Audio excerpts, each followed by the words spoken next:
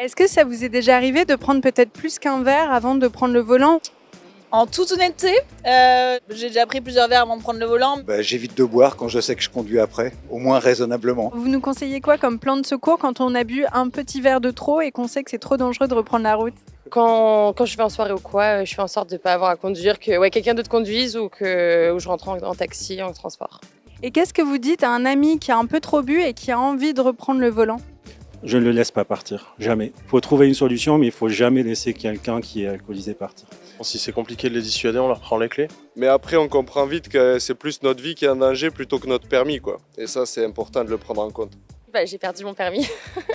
Je rentrais de soirée, je me suis fait contrôler, mais voilà, j'ai joué, j'ai perdu, quoi. Bonjour Régine, dites-moi quels sont les risques de boire avant de conduire? Bien évidemment, si vous consommez qu'une unité bar, un verre bar, vous avez une alcoolémie de 0,2, vous pouvez être un petit peu euphorique, ça n'ira pas beaucoup plus loin. Si vous êtes au-delà des 0,8, qui est un délit en France actuellement, les risques sont bien plus importants, bien évidemment.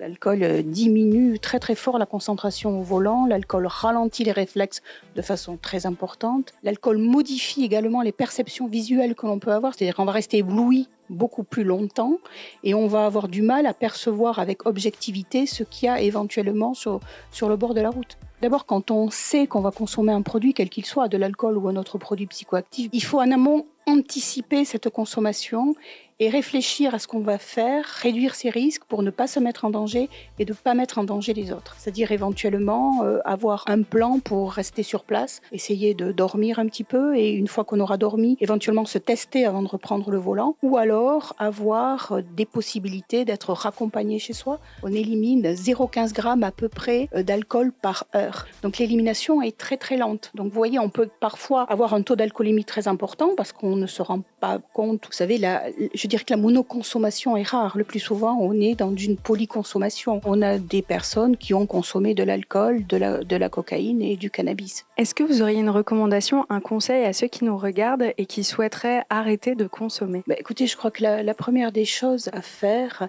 c'est très souvent, on est un petit peu honteux, on est souvent coupable du fait de ces consommations. Il ne faut pas hésiter déjà d'en parler avec son médecin traitant et ensuite éventuellement se faire aider par des services spécialisés parce que c'est vrai que des services comme les nôtres peuvent offrir un accompagnement pluridisciplinaire. Et je pense que cet accompagnement est important et nécessaire dans beaucoup de cas.